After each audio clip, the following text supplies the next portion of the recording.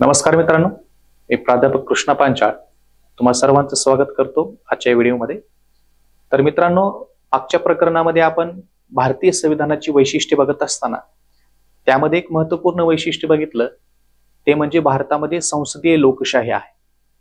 आणि ज्या ठिकाणी लोकशाही असते त्या ठिकाणी लोक निवडणुकाच्या माध्यमातून आपले प्रतिनिधी निवडतात आणि त्या प्रतिनिधींचं सरकार बनत असतं। त्यामुळे लोकशाहीमध्ये निवडणुकांना अनन्यसाधारण महत्त्व आहे। जर निवडणुका न्यायी आणि मुक्त वातावरणामध्ये पार पाडल्या तरच लोकांच्या इच्छेतील किंवा स्वप्नातील किंवा मनातील सरकार त्या ठिकाणी सत्तेवर येत असतं। जर निवडणुकांमध्ये गोंधळ निर्माण झाला तर त्या ठिकाणची लोकशाही संपुष्टामध्ये येत असते। आणि त्यामुळे लोकशाहीमध्ये निवडणुका मुक्त आणि न्यायी वातावरणामध्ये पार पाडण्यासाठी निवडणूक आयोगाची तरतूद केलेली असते। आणि भारतामध्ये भारतीय संविधानाने भारतामध्ये निवडणुका ह्या निपक्ष पद्धतीने किंवा मुक्त आणि न्यायी वातावरणामध्ये पार पाडण्यासाठी भारतीय निवडणूक आयोगाची तरतूद केलेली आहे। आणि या भारतीय निवडणूक आयोगाचा अभ्यास आपण आजच्या व्हिडिओमध्ये करणार आहोत। तर मित्रांनो, या ठिकाणी तुम्ही बघू शकता की देशामध्ये मुक्त वातावरणात न्याय्य पद्धतीने निवडणुका घेण्यासाठी भारतीय राज्यघटनेने निवडणूक आयोग नावाच्या या कायमस्वरूपी आणि स्वतंत्र अशा संस्थेची स्थापना केलेली आहे। भारतीय संविधानाच्या भाग 15 कलम 324 नुसार संसद, घटक राज्यातील विधिमंडळे, राष्ट्रपती, उपराष्ट्रपती यांच्या निवडणुका घेण्यासाठी, निवडणुकांचं संचालन करण्यासाठी, मार्गदर्शन करण्यासाठी निवडणूक आयोगाची निर्मिती करण्यात आलेली आहे। तर भारतीय निवडणूक आयोगाची स्थापना 26 जानेवारी 1950 रोजी करण्यात आलेली आहे। जो निवडणूक आयोग भारतामध्ये सर्व म्हणजे संसदेची निवडणूक घेत असतो, राज्य विधिमंडळाची निवडणूक घेत असतो, राष्ट्रपती उपराष्ट्रपतींची निवडणूक घेत असतो आणि यांच्या निवडणुका कशा पद्धतीने निपक्ष पद्धतीने किंवा न्यायी आणि मुक्त वातावरणामध्ये पार पडतील याची खबरदारी निवडणूक आयोग घेत असतो। ज्या निवडणूक आयोगाची तरतूद भारतीय राज्यघटनेच्या भाग 15 कलम 324 मध्ये करण्यात आलेली आहे। तर मित्रांनो, याच्यामध्ये आपण पहिला मुद्दा बघूयात तो म्हणजे निवडणूक आयोगाची रचना। तर या ठिकाणी तुम्ही बघू शकता की भारतीय राज्यघटनेच्या कलम 324 नुसार निवडणूक आयोगामध्ये एक मुख्य निवडणूक आयुक्त आणि राष्ट्रपती वेळोवेळी ठरवतील इतके निवडणूक आयुक्त असतात। म्हणजे भारतीय निवडणूक आयोगामध्ये मुख्य निवडणूक आयुक्त असतील आणि त्यांच्या मदतीसाठी किंवा राष्ट्रपती ठरवतील इतके निवडणूक आयुक्त असतील असं सांगितलेलं आहे। आणि या आयुक्ताची नियुक्ती ही राष्ट्रपती करत असतात। म्हणजे भारताचे राष्ट्रपती हे निवडणूक आयोगातील आयुक्तांची नियुक्ती करत असतात। आयुक्तांच्या जे काही सेवा शर्ती असतात, जे काही कार्यकाल असतो ते ठरवण्याचा अधिकार सुद्धा भारताच्या राष्ट्रपतींना असतो। त्याचबरोबर तुम्ही या ठिकाणी बघू शकता की 1950 पासून 15 ऑक्टोबर 1989 पर्यंत निवडणूक आयोग हा एक सदस्यीय होता। म्हणजे भारतीय निवडणूक आयोग हा स्थापनेपासून म्हणजे 1950 पासून ते 1989 पर्यंत एक सदस्यीय आयोग होता। परंतु 1989 मध्ये मतदारांचं वय 21 वरून 18 वर्षापर्यंत खाली आणण्यात आलं। म्हणजे पूर्वी भारतामध्ये मतदारांचं वय म्हणजे मतदानाचा हक्क हा वयाच्या 21व्या वर्षी मिळायचा, तो 1989 मध्ये खाली आणण्यात आला आणि 18 वर्षापर्यंत मतदारांचं वय निश्चित करण्यात आलं। म्हणजे ज्याचं 18वं वर्ष पूर्ण होतं त्याला मतदानाचा अधिकार देण्याचं निश्चित करण्यात आलं।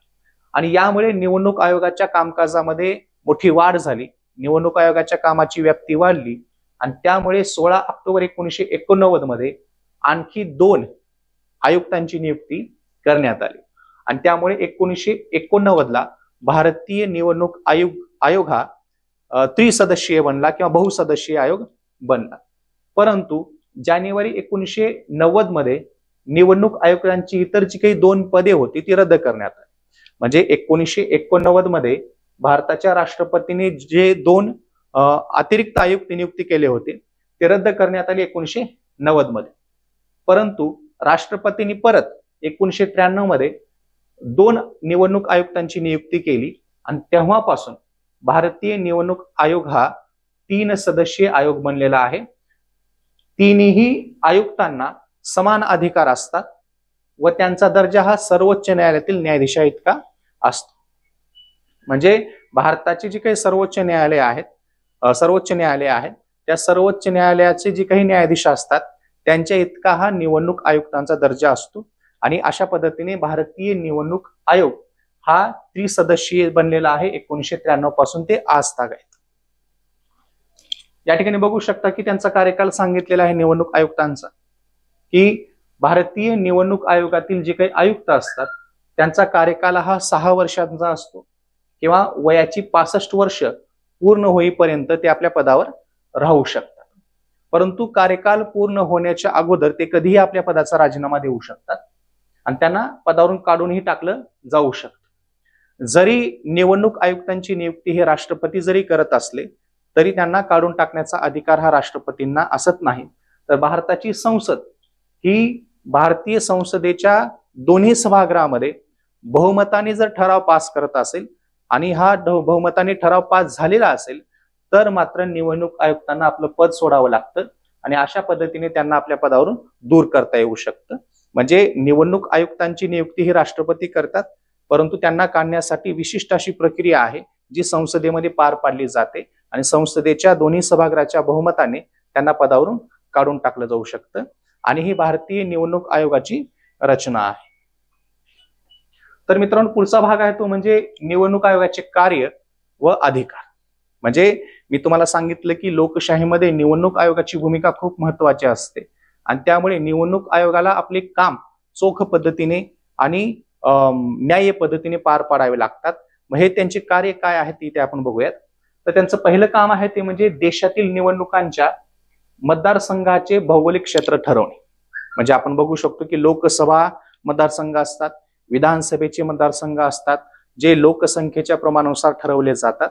मग हे जे काही लोकसभा मतदारसंघाचं जे काही भौगोलिक क्षेत्र आहे किंवा विधानसभेचे मतदारसंघाचे जे काही भौगोलिक क्षेत्र आहे हे भौगोलिक क्षेत्र ठरवण्याचा अधिकार हा निवडणूक आयोगाला असतो. आणि निवडणूक आयोगाचं ते पहिलं कार्य आहे ते म्हणजे मतदारसंघाचे भौगोलिक क्षेत्र ठरविणे.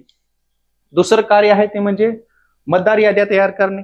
म्हणजे निवडणूक आयोग हा देशामधील मतदारांच्या याद्या तयार करत असतं, वेळोवेळी त्या याद्या अद्ययावत करत असतं, सर्व नवीन पात्र मतदारांची नोंदणी करत असतं. म्हणजे भारतामध्ये ज्यांचं वय 18 वर्ष पूर्ण झालेलं आहे अशा मतदारांची नावे मतदार याद्यामध्ये समाविष्ट करायचं काम निवडणूक आयोगाचं असतं. आणि जे लोक मृत पावलेले आहेत अशा लोकांची नावे मतदार यादीमधून वगळण्याचा अधिकार सुद्धा निवडणूक आयोगाला आहे. आणि हे निवडणूक आयोगाचं दुसरं कार्य आहे ते म्हणजे मतदार याद्या तयार करणे, मतदार याद्या अद्ययावत करणे आणि वेळोवेळी मतदार याद्यामध्ये जी काही नवीन मतदार आहेत त्यांची नावे समाविष्ट करणे. आणि हे निवडणूक आयोगाचं दुसरं कार्य आहे. तर निवडणूक आयोगाचं तिसरं कार्य आहे ते म्हणजे निवडणुकींची कार्यक्रम पत्रिका व दिनांक सूचित करणे आणि अर्जांची छाननी करणे. म्हणजे जे काही निवडणुका घ्यायच्या आहेत, म्हणजे लोकसभेची निवडणूक घ्यायची आहे किंवा विधानसभेची निवडणूक घ्यायची आहे, तर अशा ज्या काही मोठ्या निवडणुका असतात या निवडणुकांचा जो काही संपूर्ण कार्यक्रम असतो, म्हणजे निवडणुका कधी घेतल्या जातील याचा पूर्ण जो काही शेड्यूल असतो तो तयार करायचं काम निवडणूक आयोगाचं असतं. आणि त्यामुळे निवडणूक आयोग सगळी कार्यक्रम पत्रिका तयार करत असतो, दिनांक सूचित करत असतो, म्हणजे मतदान कधी घेतलं जाईल किंवा उमेदवारांनी अर्ज कधी दाखल करायचा, अर्ज कधी उमेदवार माघारी घेऊ शकतात, अर्जाची छाननी कधी होऊ शकते, मतदान कधी होऊ शकतं किंवा निकाल कधी जाहीर केला जाऊ शकतो, याच्या संपूर्ण ज्या काही तारखा आहेत त्या तारखा जाहीर करायचं काम निवडणूक आयोगाचं असतं. आणि जी काही मतदारांची अर्ज असतात त्या अर्जांची छाननी सुद्धा निवडणूक आयोग करत असतं. म्हणजे ज्यांना काही निवडणूक लढवायची आहे असे जे काही मतदार आहेत त्या मतदारांचा जो काही अर्ज आलेला असतो तो अर्ज योग्य रीतीने भरलेला आहे का किंवा त्याच्यासाठी लागणारे जे काही कागदपत्र आहेत ते योग्य रीतीने जोडलेली आहेत का किंवा एखादा उमेदवार निवडणूक लढवण्यासाठी पात्र आहे का हे त्याच्या अर्जावरून निश्चित करायचं काम निवडणूक आयोग करत असतो. त्यामुळे अर्जाची छाननी करण्याचा अधिकार भारतीय निवडणूक आयोगाला आहे. हे एक त्यांचं तिसरं कार्य आहे. चौथं कार्य आहे ते म्हणजे राजकीय पक्षांना मान्यता देणे आणि त्यांना निवडणूक चिन्हांचं वाटप करणे. म्हणजे एकंदरीत भारतामध्ये बहुपक्ष पद्धती आहे. आता बहुपक्ष पद्धती म्हणजे काय असतं तर एकंदरीत भारतामध्ये कितीही राजकीय पक्ष हे निवडणुका लढवू शकतात आणि त्यामुळे कोणीही राजकीय पक्षांची स्थापना करू शकतो किंवा संघटनेची स्थापना करू शकतो, संघटनेच्या माध्यमातून तो निवडणुका लढवू शकतो किंवा राजकीय पक्षाच्या माध्यमातून निवडणुका लढवू शकतो. अशी जी काही राजकीय पक्ष असतात अशा राजकीय पक्षांना मान्यता देण्याचं काम निवडणूक आयोगाचं असतं आणि त्याचबरोबर निवडणूक लढवण्यासाठी जे काही त्यांना चिन्ह आवश्यक असतात म्हणजे चिन्ह वाटप करायचं काम सुद्धा निवडणूक आयोगाचं असतं आणि हे एक महत्वाचं कार्य निवडणूक आयोग करत असतं ते म्हणजे राजकीय पक्षांना मान्यता देणे व त्यांना निवडणूक चिन्ह वाटप करणे. पाचवं कार्य आहे ते म्हणजे राजकीय पक्षातील वाद सोडविण्यासाठी न्यायालयासारखे काम करणे. म्हणजे राजकीय पक्षामध्ये अनेक वाद असतात ते आपण बघू शकतो की हल्लीच महाराष्ट्रामध्ये राष्ट्रवादी काँग्रेसमध्ये फूट पडली, शिवसेनेमध्ये फूट पडली आणि अशी जी काही राजकीय पक्ष असतात मग अशा राजकीय पक्षांमध्ये नंतर पक्षाच्या हक्कासंबंधी किंवा पक्षाच्या चिन्हासंबंधी वाद निर्माण होत असतात. मग अशी वाद सोडवण्याचं न्यायिक कार्य हे निवडणूक आयोग पार पाडत असतं. त्यामुळे राजकीय पक्षातील वाद सोडवण्यासाठी न्यायालयासारखे काम निवडणूक आयोग पार पाडत असतं.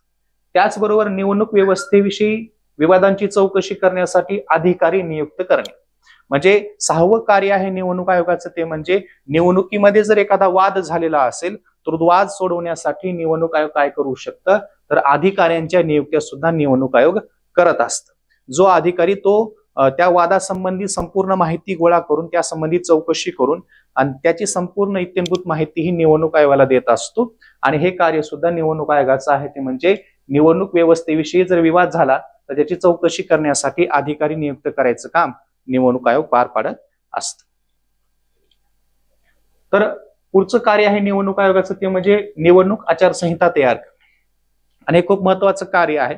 निवडणुकांच्या काळामध्ये उमेदवारांनी काय करायचं किंवा उमेदवारांनी काय करू नये, मतदार काय करू शकतात किंवा मतदारांनी काय करू नये या संबंधीची जी काही आचारसंहिता असते ती आचारसंहिता बनवण्याचं काम निवडणूक आयोगाचं असतं आणि आचारसंहिता अशी बनवून निवडणूक आयोग ही आचारसंहिता लागू करायचं काम करत असतं.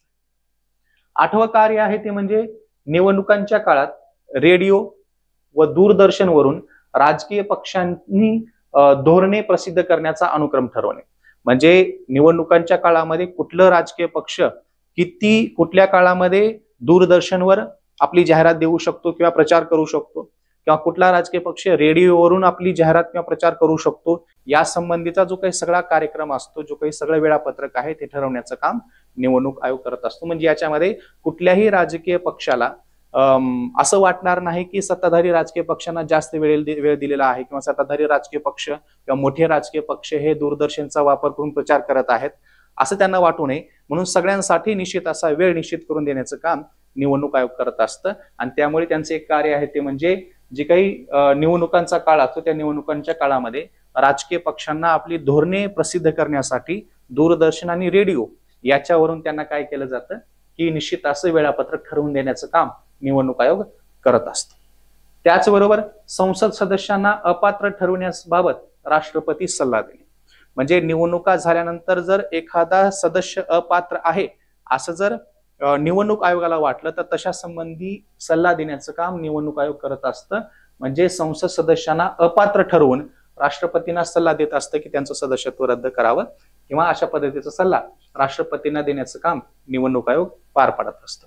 जसं संसद सदस्यांना अपात्र ठरवण्यासाठी निवडणूक आयोग राष्ट्रपतींना सल्ला देतं त्याच पद्धतीने जे काही विधिमंडळ आहे म्हणजे विधानसभा असेल किंवा विधान परिषद असेल यांच्या सदस्यांना अपात्र ठरवण्याबाबत राज्यपालांना सल्ला देण्याचं काम निवडणूक आयोग पार पाडत असतं. म्हणजे संसद सदस्यांसंबंधी सल्ला देण्याचं काम राष्ट्रपतींना सल्ला देण्याचं काम निवडणूक आयोग पार पाडत असतं आणि विधिमंडळासंबंधी राज्यपालांना सल्ला द्यायचं काम हे निवडणूक आयोग पार पाडत असतं. त्याचबरोबर त्यांचं कार्य 11 ते म्हणजे मतदार कक्षांचा ताबा घेणे, हिंसाचार, निवडणूक भ्रष्टाचार किंवा इतर नियमबाह्य घटना घडल्यास निवडणुका रद्द करणे.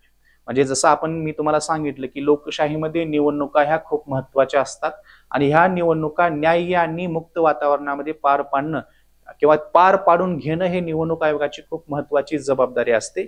परंतु बऱ्याच वेळेस असं होतं की निवडणुकांच्या काळामध्ये किंवा ज्यावेळेस मतदान प्रक्रिया पार पाडली जात असते अशा वेळेस काही संघटना ह्या जे काही मतदान बूथ असतात म्हणजे मतदार कक्ष जे असतात ते ताब्यात घेत असतात किंवा अशा ठिकाणी हिंसाचार घडून येत असतो किंवा निवडणुकांमध्ये मोठ्या प्रमाणामध्ये भ्रष्टाचार सुद्धा होत असतो, म्हणजे बरेच राजकीय पक्ष हे मतदारांना पैसे वाटप करायचं काम करत असतात. आणि किंवा इतर जी काही नियमबाह्य घटना आहेत, म्हणजे निवडणूक आयोगाने घालून दिलेले जे काही नियम आहेत, असे नियम मोडण्याचं काम जर काही लोक करत असतील किंवा राजकीय पक्ष करत असतील, तर अशा प्रसंगी निवडणूक आयोग हा निवडणुका रद्द करायचं काम करत असतो आणि हे त्यांचं एक कार्य आहे. आणि 12वं कार्य आहे ते म्हणजे निवडणूक घेण्यासाठी आवश्यक कर्मचारी पुरविण्यासंबंधी राष्ट्रपती व राज्यपालास विनंती करणे. म्हणजे या ठिकाणी निवडणूक आयोग राष्ट्रपती आणि राज्यपालांना विनंती करत असतो की निवडणुकांचं कामकाज पार पाडण्यासाठी आम्हाला अतिरिक्त कर्मचाऱ्यांची आवश्यकता आहे, तर अतिरिक्त कर्मचारी आम्हाला देण्यात यावेत, अशा प्रकारची विनंती निवडणूक आयोग राष्ट्रपती आणि राज्यपालांना करत असतो. आणि हे एक निवडणूक आयोगाचं काय आहे, कार्य आहे. त्याचबरोबर मुक्त व न्यायी निवडणुका सुनिश्चित करण्यासाठी देशभरातील निवडणूक यंत्रणेवर देखरेख ठेवणे. म्हणजे देशामध्ये ज्या काही निवडणुका जाहीर झालेल्या आहेत त्या निवडणुका ह्या मुक्त आणि न्याय्य वातावरणामध्ये पार पाडल्या जाव्यात याची खबरदारी घेण्यासाठी जे काही निवडणूक संपूर्ण यंत्रणा आहे, या संपूर्ण निवडणूक यंत्रणेवर देखरेख ठेवायचं काम भारतीय निवडणूक आयोग करत असतो आणि हे त्यांचं कार्य आहे. त्यानंतर आणीबाणी लागू असलेल्या राज्यात निवडणूक घेण्यासंबंधी राष्ट्रपतीला सल्ला देणे. म्हणजे आपल्याकडे आपण मागे बघितलं होतं की देशामध्ये काय घटक राज्यामध्ये म्हणा किंवा संपूर्ण देशामध्ये आणीबाणी लागू करायचा अधिकार राष्ट्रपतींना असतो. आणि ह्या आणीबाणीचा कालावधी जर संपत आलेला असेल किंवा आणीबाणीचा कालावधी जर पूर्ण झालेला असेल, तर अशा वेळेस देशामध्ये किंवा एखाद्या विशिष्ट घटक राज्यामध्ये निवडणुका घेण्यात याव्यात अशा पद्धतीचा एखादा सल्ला निवडणूक आयोग हा राष्ट्रपतींना देत असतो. आणि त्यानंतर त्या घटक राज्यामध्ये निवडणुका घेण्याचं काम निवडणूक आयोग करत असतो. आणि शेवटचं त्यांचं कार्य अधिकार आहे ते म्हणजे निवडणुकीतील कामगिरीच्या आधारे राजकीय पक्षांना राष्ट्रीय किंवा राज्य पक्षांचा दर्जा दे. म्हणजे दोन प्रकारचे राजकीय पक्ष असतात. काही राजकीय पक्ष हे राष्ट्रीय पक्ष असतात, काही राजकीय पक्ष हे प्रादेशिक पक्ष असतात. जसं काँग्रेस पक्ष आहे, भाजप पक्ष आहे, हे राष्ट्रीय पक्ष आहेत. आणि शिवसेना आहे किंवा राष्ट्रवादी काँग्रेस पक्ष आहे, हे प्रादेशिक पक्ष आहेत. मग हे राष्ट्रीय पक्ष कसे आहेत किंवा हे प्रादेशिक पक्ष कसे ठरले, तर या संबंधीचे जे काही निकष आहेत ते निकष पूर्ण करणाऱ्या पक्षांना राष्ट्रीय पक्षाचा दर्जा देणे किंवा प्रादेशिक पक्षाचा दर्जा देणे हे कार्य निवडणूक आयोग पार पाडत असतं. म्हणजे कुठला पक्ष हा त्यांच्या कामगिरीहून राष्ट्रीय पक्ष ठरू शकतो, अशा पक्षाला राष्ट्रीय पक्ष म्हणून दर्जा देणे. आणि एखादा पक्ष जर प्रादेशिक पक्षांची निकष पूर्ण करत असेल तर त्याला प्रादेशिक पक्षाचा दर्जा देणे, अशा पद्धतीचे कार्य हे निवडणूक आयोगाचे आहेत. आणि अशा पद्धतीचा हा भारतीय निवडणूक आयोग आहे की जो भारतामध्ये संसदेच्या म्हणा किंवा विधिमंडळाच्या म्हणा किंवा राष्ट्रपती उपराष्ट्रपती यांच्या निवडणुका घेत असतो. आणि भारतीय लोकशाही बळकट करण्याचं काम किंवा एकंदरीत भारतीय लोकशाहीला प्रौढ करायचं काम हा निवडणूक आयोग करत असतो. आणि असा एक आपला हा घटक आहे तो म्हणजे भारतीय निवडणूक आयोग. धन्यवाद.